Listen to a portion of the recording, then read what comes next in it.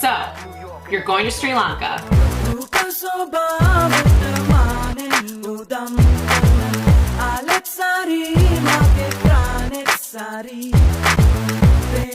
There's something special about this little big island in the Indian Ocean. Voted as the top country to travel to in 2019 by Lonely Planet and virtually every travel blogger and vlogger you'll come across.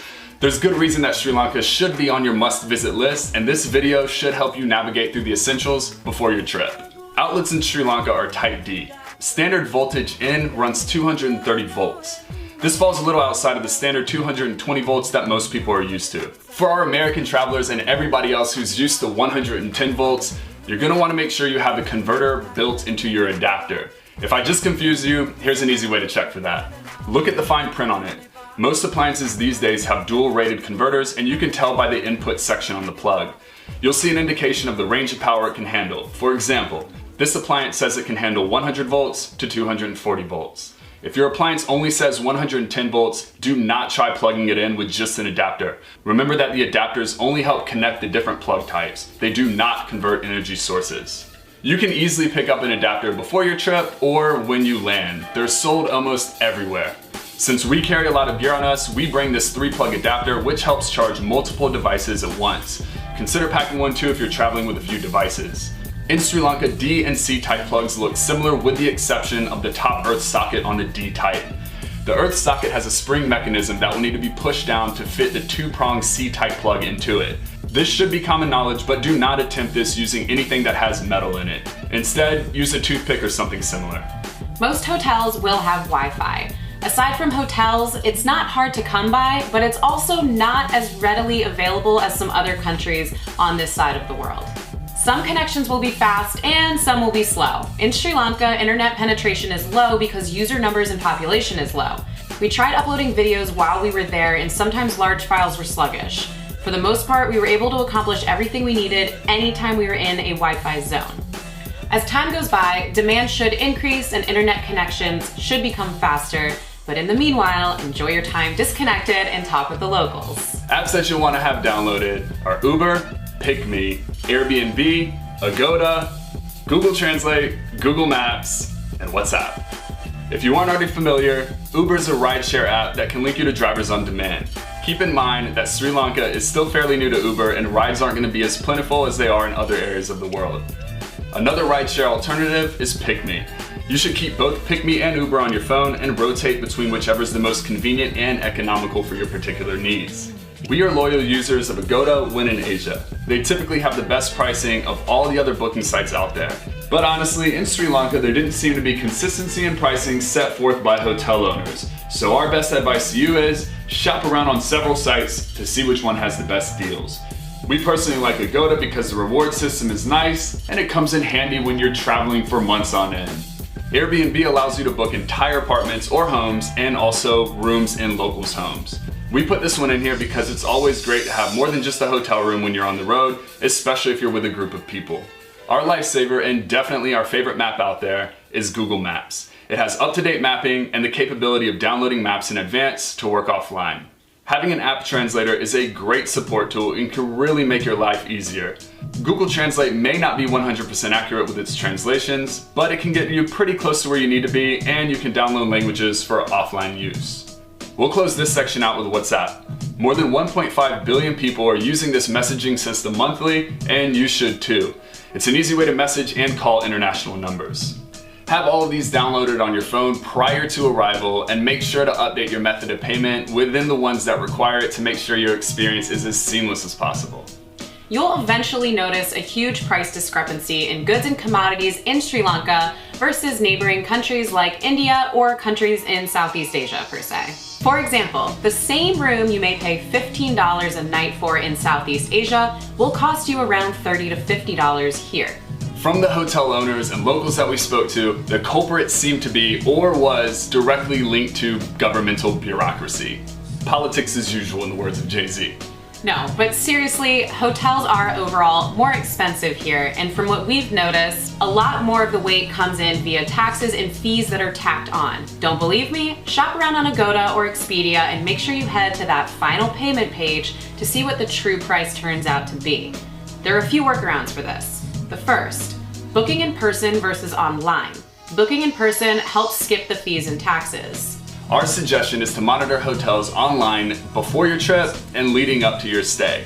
If you notice that a lot of hotels are disappearing, then you might want to book in advance. If you see that there's still a lot of hotel options available, you stand a pretty good chance of walking in and negotiating a rate. The downside of booking in person is that you have to have cash in hand. Online, you can get away with paying by card. If you're planning on traveling during national holidays, you'll want to be a little bit more cautious in securing a room in advance. Speaking of paying by card, make sure when you book that you are aware if you will be responsible for payment at the property or online in advance. If you're running low on cash or didn't budget hotels into your latest cash withdrawal, this could be an issue. Airbnb is usually our go-to competitor against hotel booking sites. In Sri Lanka, we found Airbnb to be the more expensive option, but we would always recommend competitively shopping both to see what site has the better offer. The two most widely spoken languages here are Sinhala and Tamil. The Sinhalese make up the largest ethnic group in Sri Lanka, which totals around 16 million people or 75% of the country's population. The other 25% are comprised of Tamils and Sri Lankan Moors. Both are native speakers of Tamil. Just to give you an idea, here's a geographic layout of where you'll most likely hear the different languages. To the north and east, Tamil is the most present. In the west, central, and southern portion of the country, you'll hear Sinhala. Unless you're familiar, both languages' scripts are going to be very difficult to decipher. If you're a native English speaker or can speak English, fear not, a lot of things are written in English and around 25% of the populace are able to speak English. As tourists, we're constantly leading by example, so a great thing to do before your trip is to pick up a few words. We found that these 3 words can take you surprisingly far. Hello.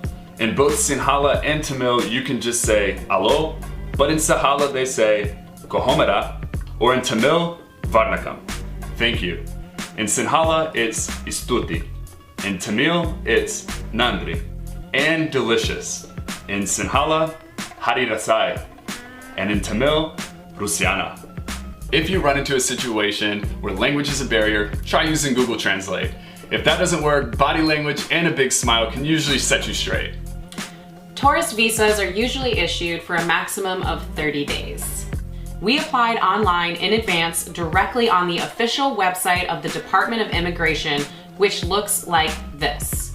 Prices will vary based on your country of origin, but for US travelers, the visa cost for a 30-day entry is $35. We'll link it in the description below to save you some time. It shouldn't take any more than 15 minutes to fill out. Before applying, make sure your passport is valid for at least 6 months and you have an address for somewhere in Sri Lanka that you will be staying.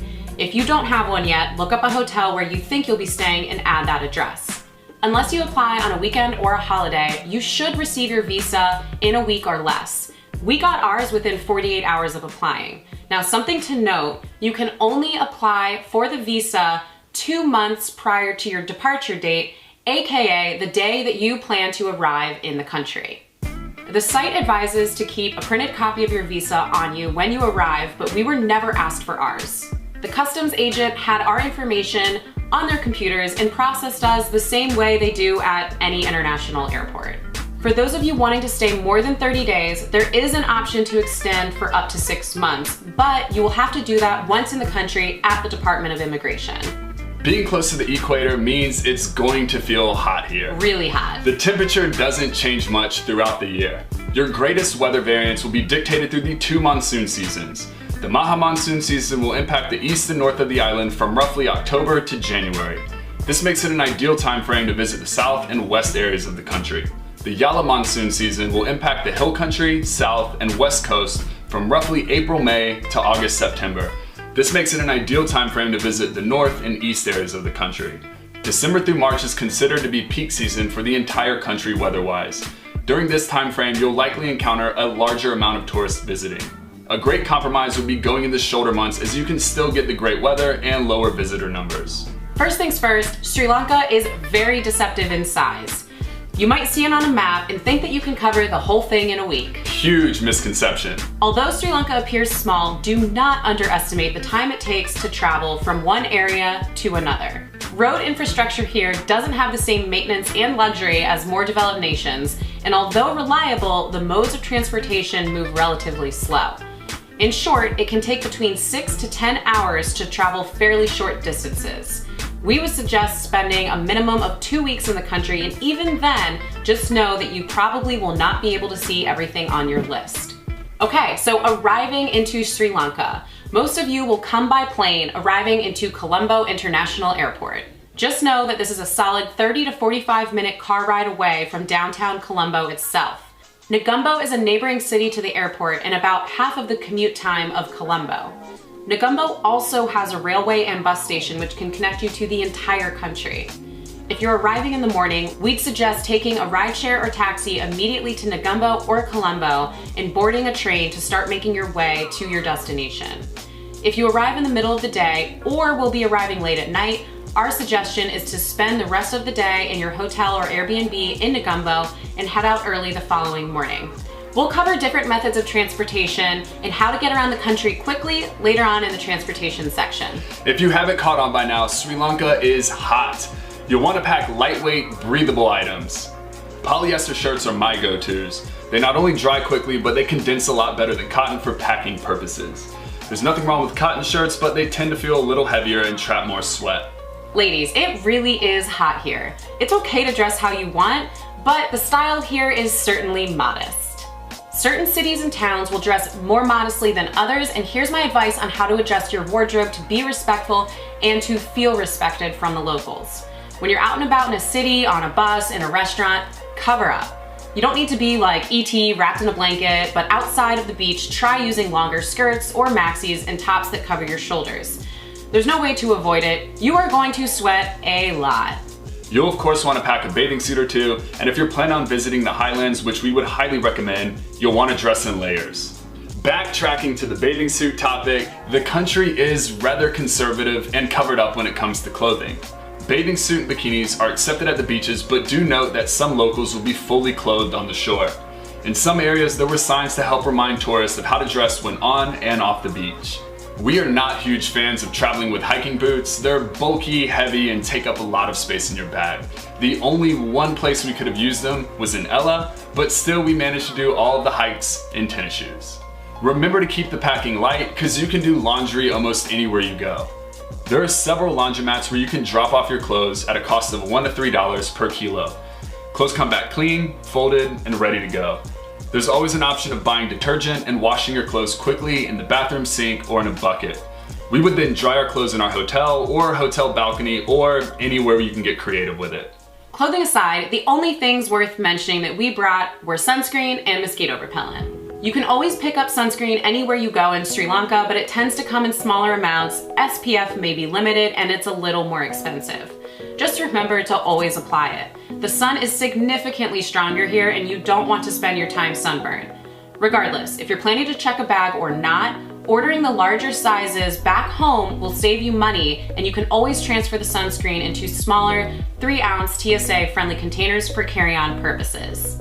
We've mentioned bug repellent in our other No BS guides, but we'll mention it here too. Listen, do not waste your time or your money with those sprays for your clothing and your backpack. Mosquitoes are not interested in your clothing or your backpack. We found that the best bug repellent to travel with is this mosquito lotion by Ultrathon. It's conveniently small and packs a punch. A little of this stuff goes a long way, so put a few dots on, rub it in, and you'll be safeguarded for at least 6 to 12 hours. Overall, we found that Amazon has the best deals on Ultrathon and sunscreen. We'll include links to both in the description below. Another item that you don't necessarily need to pack, but you should have some on you, is toilet paper. Sri Lanka is mostly on top of their game in having toilet paper in public restrooms, but it's always wise to have some on you for those just-in-case moments. Something to note, it is common courtesy to place used toilet paper in a trash bin and not down the toilet here. The reason for this is because the sewage systems aren't designed to handle anything except human waste. Be respectful and don't damage the sewage lines. For this trip, we opted to travel with a backpack versus a rolling suitcase, although this topic is purely personal preference. Sometimes the roads and sidewalks aren't in the best condition for transporting a rolling suitcase. There's also the issue of transportation. Since we like to do everything on our own, a backpack is a hell of a lot easier to throw or smash down onto a truck, bus, train, etc. than a traditional suitcase, and it made for a nice soft cushion to sit on when we couldn't find a seat on public transportation. If you're the type that's going to use transportation to drop you off door to door, then a rolling suitcase is fine. If you're the type that'll brave a mile or two to a bus station to save on a taxi, then we'd suggest the backpack. We use this one 70-liter North Face backpack between both of us. We're able to fit all of our clothing and toiletry items in it, but again, we're simple packers and it's hot in this part of the world, so less is more. Lastly, we'll close this section out with recyclable bags. Not only in Sri Lanka, but a lot of places go overboard with their plastic products. They're great for business owners because they're cheap, convenient, and great for distribution. They're also terrible for the environment should they not be disposed of properly.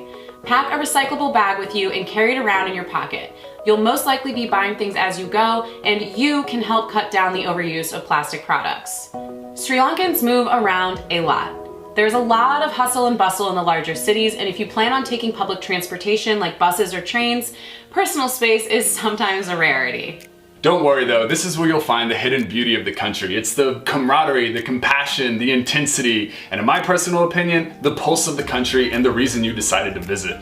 Trains and buses are also your most economical options. We would highly suggest taking trains and buses versus arranged transportation or renting your own tuk-tuk. If you aren't a lucky traveler who can afford to spend 2 weeks or more in the country and you want to maximize your time, arranging private transportation is totally fine and will help you out tremendously with travel efficiency. Just expect to pay a lot more. We're not exactly sure about costs, but you can find plenty of articles where travelers explain their approach and share costs. Forewarning, the buses can get pretty loud. There's usually a loudspeaker or 5 on the bus that pumps a mix of Sri Lankan and South Indian music for most, if not all, of your journey. Taking a bus is as interesting as it is confusing. The good news is, though, the entire country is basically serviced by buses, so they come frequently. Ticketing is usually done on the bus. Some will have ticketing machines that print out a receipt, and others will handwrite tickets, mostly the latter though. Prices will vary for distance traveled and whether it's on a public bus or a private bus. Just to give you an idea of cost, we took the public bus from Trincomalee to Kandy, a journey that is around 180 kilometers. The journey took about 6 to 7 hours and cost us 258 rupees per person. For shorter rides like Galle to Hikkaduwa, it ran us approximately 50 rupees per person. Our biggest recommendation when taking buses is to do research ahead of time. You can find forums on TripAdvisor of people sharing routes and costs. Another recommendation is to talk with the locals who are also waiting for the bus to see what they're paying, or observe what locals are paying once you're already on the bus. The only tricky thing about that is you don't necessarily know how far they're going or what their final destination is. Honesty in pricing is usually followed, but occasionally you'll run into a dishonest bus worker who tries to jack up the fares substantially. Sometimes they'll try to wait until you've been sitting on the bus for 20 to 30 minutes before they charge you, so that you don't really have the option but to pay or get off. Try to pay when you first board the bus or within the first 5 minutes of the trip. We had a guy kick us off the bus because we refused to pay his quoted fare of 270 rupees when it should have been around 50 rupees. We just got off the bus, waited for the next one to pass, and paid the honest fare of 50 rupees. If this does happen to you, don't make a big scene or scold the worker. Simply tell them that they're not being honest and you're getting off the bus whenever it stops again.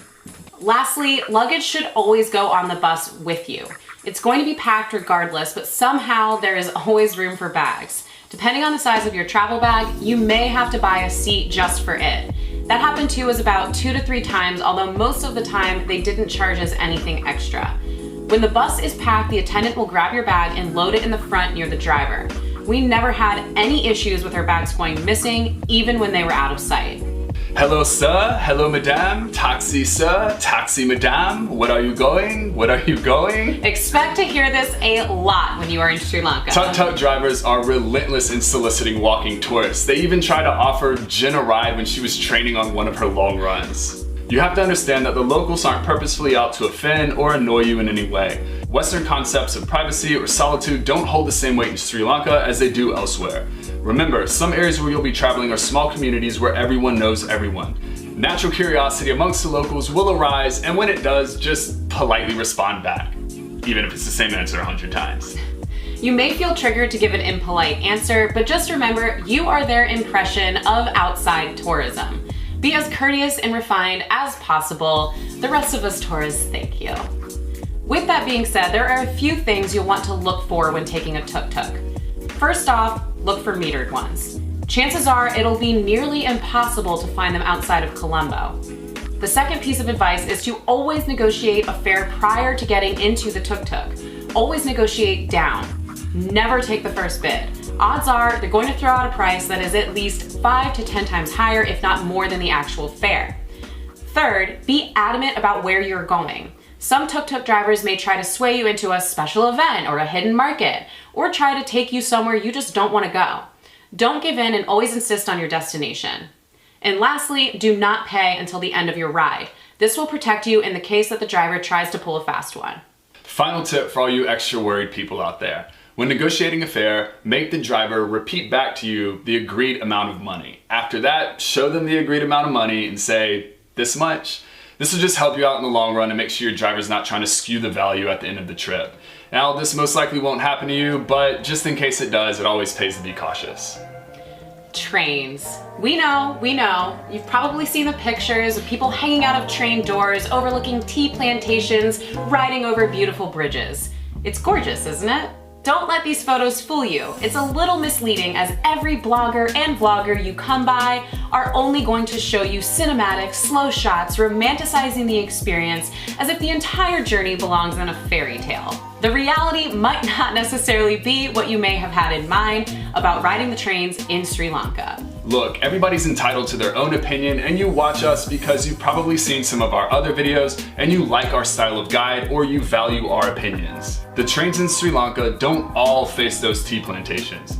Actually, there's really only one route through the central portion of the country from Nuwara Eliya to Ella, which gives you access to that scenery. Is it worth the journey? Potentially. Depends on how you want to spend your time. The first thing you have to realize is those trains get packed. Really packed. If you're planning on taking the train from Kandy to Ella and would like to avoid the crowds, try boarding at a stop or two before the main railway hub in Kandy.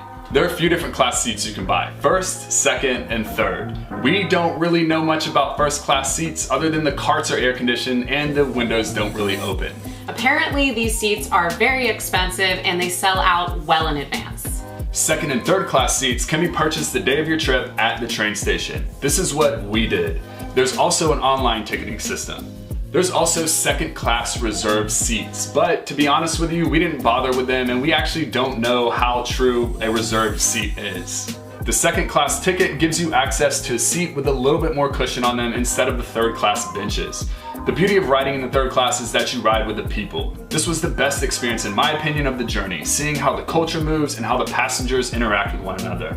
A tip when taking the train is to keep some small bills on you so that you can take advantage of the different vendors that walk the train, selling snacks like dal fritters, fresh fruit, and peanuts. You have to try the peanuts. They're warm, they're salty, and the smell alone will tantalize you.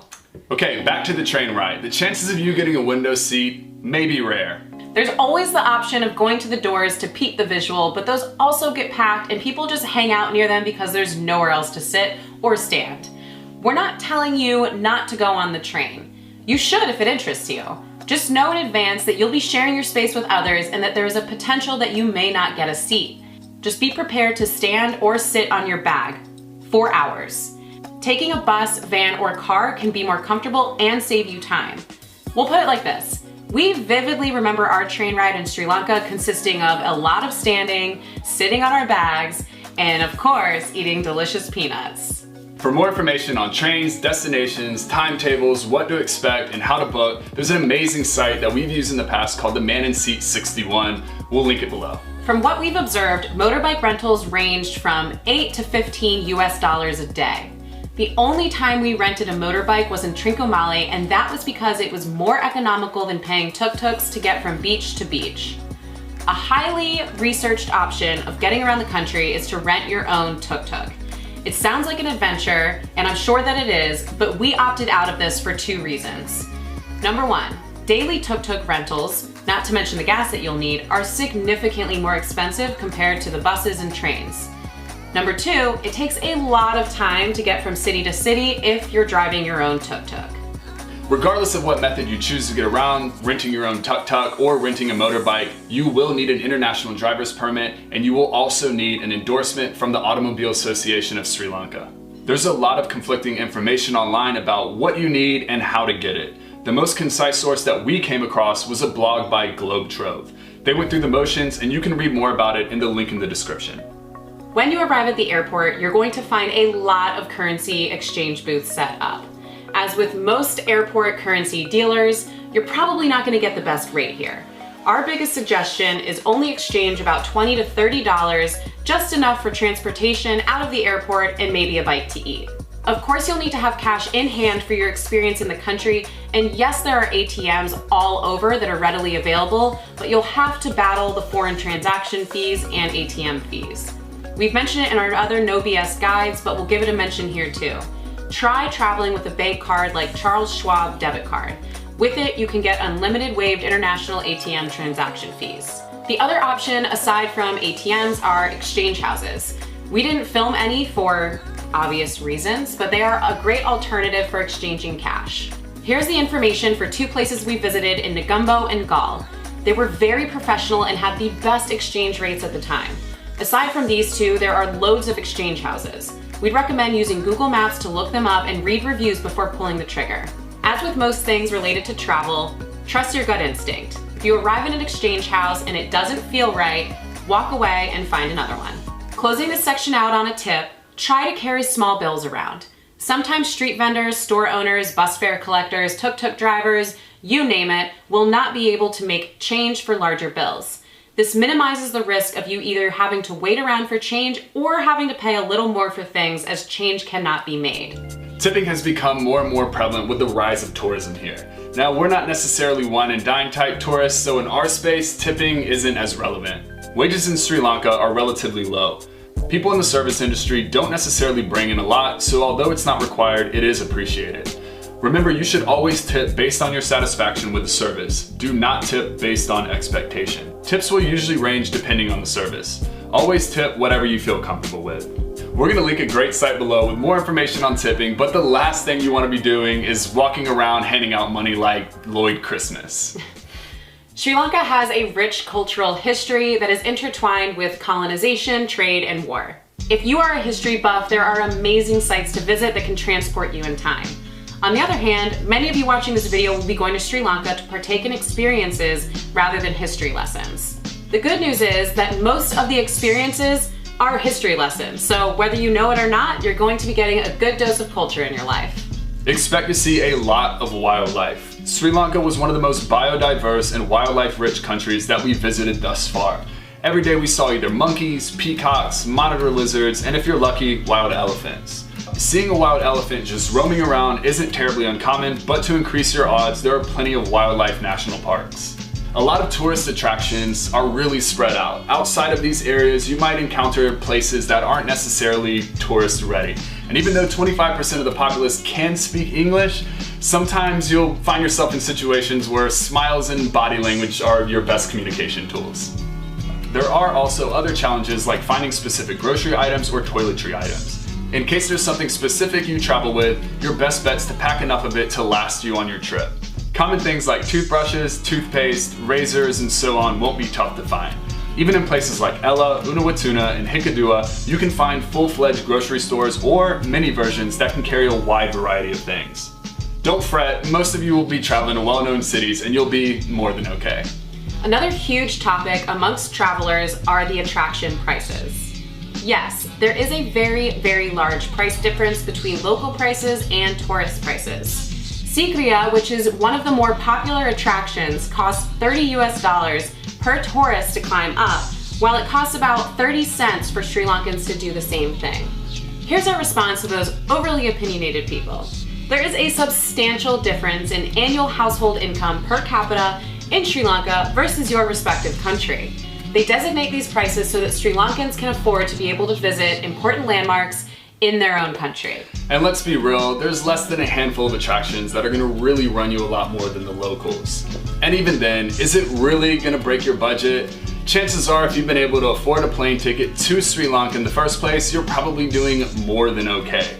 If you do have an issue, be it moral or financial, just do what we do when we don't feel like paying for something. Skip it. Skip it. Climbing a rock does not define whether you've experienced a country or not. Expect to share your space with a lot of people. In public transportation, space is oftentimes a rarity. Don't worry though, the rides will be memorable and you never know what kind of friends you'll make along the way. Expect to be stared at a lot. You're different and you're a foreigner. It's okay to be stared at. Don't worry, it's a natural curiosity, and remember, you are their link to the world outside of Sri Lanka. If it bothers you, try to ignore it. And if not, smile, wave, and take advantage of your quasi-celebrity status. There may be people that try to pull you aside to persuade you to do or see specific things. You like spices? Follow me. You want a tour? Follow me. Some people are out there to genuinely help and others are out to make a commission. If you do not want to be bothered, just refuse the offer and the conversation. Now, with that being said, don't refuse every conversation with every single person who comes up to you. We found in Sri Lanka, many locals would approach us to simply be friendly or to practice their English a bit. We met some interesting people with very cool stories and knowledge of the area. Not everyone you meet is out to get your money. Feel each situation out using your best judgment. You may see a cricket match or 10 happening on fields, roadsides, or anywhere with a flat open area. If you really want to impress some locals, brush up on your cricket knowledge. It can be a golden ticket to spark up conversation or an open invite to learn to play. It's going to seem at times that everyone's going to try to help you figure out your trip by offering tours or overly catering to your touristy plans. Do not worry though, you do not need a guide for Sri Lanka. Actually, we'd recommend doing as much as possible on your own. The question most people are curious about, what to do? From beaches to ruins to wildlife, Sri Lanka seems to have a bit of it all. We'll start with the beaches. Being an island nation, the coastline has many beaches that are worth visiting. Trincomalee in the northeast and Marissa Beach in the south were two of our favorites. If you're in the southern portion of Sri Lanka, you'll most likely come across the city of Galle. This is a quaint city that gives you a nice little walk through architectural history from the colonization of the Portuguese through the Dutch and current day preservation by Sri Lankans. Inside the fort barriers itself, things are going to be a lot more expensive, so we'd recommend only spending the day walking around and exploring the area. Try staying in the neighboring town of Unawatuna. It's a quick bus ride away and you get to enjoy the benefits of a few days on the beach. We have several other detailed videos that walk you through exactly what we did in each beach city. Beaches aside, the next what to do item has to be the wildlife. For those that want to take it in all at once, there are more than several national parks that offer a chance to see elephants, crocodiles, and even leopards. We'd recommend researching a lot before committing to one. By researching, you can get a better understanding of what to expect, experience and cost-wise, and if it's going to be your style or not. We would also recommend visiting the highlands in the central portion of the country. The landscapes are postcard worthy. This is an outdoor lover's paradise with hikes through mountains, tea plantations, waterfalls, and the picturesque 9-arc bridge. Even though the town of Ella is extremely touristy, it's absolutely worth a visit. This also happens to be where Little Adams Peak is. Aside from the similarity of the name, it has absolutely zero correlation to the very well-known and much larger Adams Peak. We weren't there during the season of pilgrimage, so we skipped it. If you're curious, there's plenty of information online on how to get there, where to stay, what to expect, etc. Between swimming, surfing, and hiking, there is a lot to explore in Sri Lanka, and you can use your time to be as ambitious as you'd like, or as unambitious as possible, and use your time to just relax. Look, there are countless ways to tackle this country, and there's really no wrong or right way to do it. We spent 3 weeks in Sri Lanka, and it felt rushed to us. Personally, we think 10 to 14 days should be your minimum if you're going to come all the way here. And if you have the luxury of time, you could easily spend a month here. We have multiple videos out that go into detail of each city that we visited, but here's the Cliff Notes version of what we did. Like most, we flew into Colombo, spent the night in Negombo. From there on out, we were constantly on the go. First stop was Sigiriya, then we headed west to Trincomalee. From there, we went back inland to Kandy and beeline to Ella. After we got our fix of the mountains, we headed south to briefly visit Udavalawe. There on out, we worked our way from east to west along the southern coastline, stopping off in various beach towns. 3 weeks later, and we found ourselves getting off a bus back at the airport. Now, it wasn't the season for us to climb Adams Peak, and we didn't have time to explore Jaffna in the very north, or the popular surf town on the eastern shoreline called Argum Bay. If those pique your interest, there is plenty of information on them in various blogs scattered online. This is an interesting topic. Do you like rice and curry? Well good, because here you can find it for breakfast, lunch, and dinner. There is no one special recipe that is served everywhere. The rice and curry that you get will vary drastically from location to location, and some will be good and some will be bad. The good news is, by the end of your trip, you should be able to instinctively tell which place will be good and which one will be not so good. All jokes aside, you can find different cuisines anywhere you go, so if you get tired of the good old rice and curry, your taste buds won't be let down. But since you're in Sri Lanka, we would recommend you getting your fix of the local food before you head home. It's inevitable that you'll hear the sounds of this dish being made before you taste it. Kotu is basically roti, vegetables, eggs, and a little protein that is cooked on a flat top, all the while beaten the shit out of by a dough scraper. In lack of better description, it's basically a Sri Lankan stir fry. It's tasty, it's heavy, and it's generally cheap. Try it. If you find yourself on the coast, take advantage of the seafood. Fresh fish is a must. It's usually served with a side of, well, you guessed it, different curries. Hoppers. Hoppers are the Sri Lankan answer to pancakes. You'll either encounter this food in a bowl-shaped structure or served looking like a nest of noodles, aka string hoppers. Insider tip, ask for an egg to be added in your hopper to take it to the next level. These dishes are usually served with a side of curry, dal, and sambal. Hands down, our two favorite restaurants on the entire island had to be REA Seafood Restaurant in Trincomalee and Mady Hut in Ella. If you happen to be stopping by any one of those destinations, add them to your list. If you are vegan, Sri Lanka is a great place to be. We're not 100% dedicated vegans, but we do dabble and oftentimes we find ourselves eating vegan meals. Aside from the abundance of fresh fruit, most of the food selections here can be made without meat or dairy. The curry options seem almost unlimited, but you do want to make sure to ask that they aren't including any butter, just to make sure you're on the safe side. Lastly, we'll close this section out with a little random dessert snack that we fell in love with. They're called Wonder Bars and they are heaven in a 5-pack. If you see them, buy them. Although tap water is chlorinated, it also contains microorganisms that your gut might not be so familiar with. The water here is fine to brush your teeth and shower in, of course, but do not drink it directly from the sink. You may be surprised to find out that outside of most of your fancy hotels, the coffee and tea that you drink is going to be made with tap water and not bottled water. So what happens if you accidentally sip it from the sink? Nothing. You're not gonna die or start turning green. What happens if you sip it twice from the sink? Likely nothing. Point being, don't make it a regular practice and stick to bottled water. Bottled water is sold virtually everywhere, so you'll be in good shape. A good way to cut down on plastic waste here is to buy the larger containers of water, keep it in your room, and refill a bottle for the day as you go. We can't really speak on liquor because we're mostly beer and wine drinkers when out on the road. From what we've observed, the imported liquor was subject to a very high markup due to possibly importation and sales taxes. Still, you'll be able to find it pretty much anywhere you go. Our suggestion is to stick with the beer. Lion Brewery has a great beer selection and their stout could easily be one of the best stouts that I've had. Buying alcohol in Sri Lanka will lead you to establishments called wine stores. These buildings are typically distinguished by their white and green paint jobs, and it's the only place where you can purchase alcohol. From what we've researched, there are no compulsory vaccinations required to visit Sri Lanka, although we would recommend being up to date on your tetanus and hepatitis before visiting. We took typhoid pills before our trip. We paid around $60 for the pills and the treatment process took 1 week. Aim to finish your treatment at least 2 weeks before you go. Now, this is a repetitive topic in our No BS guides, so just to give you an idea of why we did the treatment.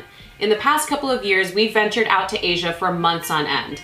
We took typhoid pills because we felt that they could come in handy. Typhoid is spread through contact with the stool of a person infected with the bacteria.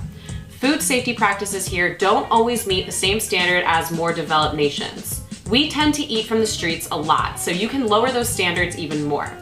It's common to see the same hands that handle money also handle food, and who knows what else they've handled. Chances are when you're in Sri Lanka, you'll encounter a lot of wildlife. The monkeys in Sri Lanka are not timid. They're known to approach people, and personal space is not something they take into consideration. Monkeys aren't a common source of rabies, but a bite can lead to infection and fever due to a high level of bacteria in their mouth. So, with that being said, keep your distance and avoid eye contact as it's seen as a threat. More likely than not, you won't be affected at all by the wildlife. We're not telling you to take anything, rather consult your physician and see what works best for you in your upcoming trip. Another question we get a lot is traveler's insurance. We've done trips where we've had traveler's insurance and we've never needed it. We've also done trips where we didn't have traveler's insurance and Jen got sick, but luckily healthcare was provided free of charge. Point being, you can never call it ahead of time. We're not telling you to get traveler's insurance or to not get it, but it could save you a headache and an unexpected financial hassle. Just for context, we've always used a Voyager Essential plan through GeoBlue. We'll include a link below so you can check out their plans. The biggest issue you'll run into here are price discrepancies. With alcohol, prices are fixed. Tourists and locals pay the same. Some wine stores display prices and some won't. We ran into issues where the vendors would try to quote higher prices for us because we weren't Sri Lankan. If this does happen to you, there's a few things you can do to avoid the hassle. 1, have the exact amount of money in hand for your payment. 2, save a picture of the price table. 3, ask to speak to a manager or the owner of the store.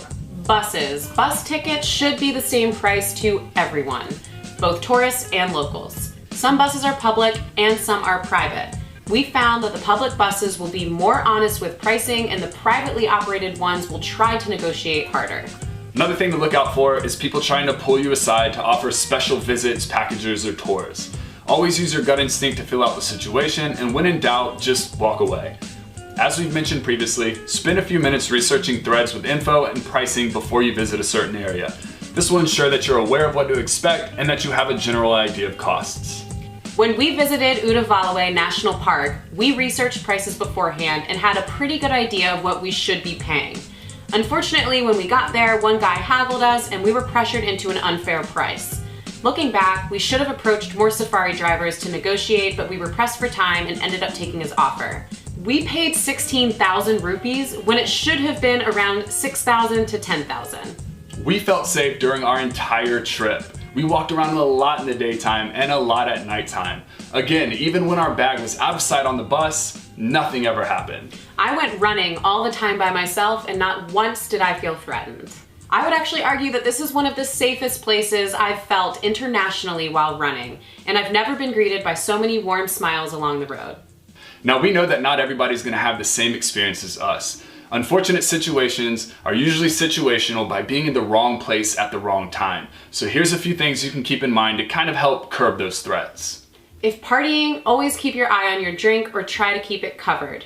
Never take drinks from strangers. Secure your valuables tightly. This means don't leave your money or jewelry in that easy to access back pocket of your backpack. Keep your hotel windows and doors locked. Try to tell fellow friends or travelers where you're going and when they can expect you back. And always, always, always be aware of your surroundings. Our point of view has been and will always be never let fear keep you from traveling. To any funny internet person out there that's planning on leaving an edgy comment of religious beliefs and wrongdoings, I'm warning you in advance that we do not tolerate insensitivity or segregation, and we will delete any untasteful comment. Sri Lanka is a developing nation, and sure, there won't be luxuries that you will encounter as easily as you will in other developing countries, but it can be a fascinating and certainly a rewarding experience with the right mindset. As always, leave a thumbs up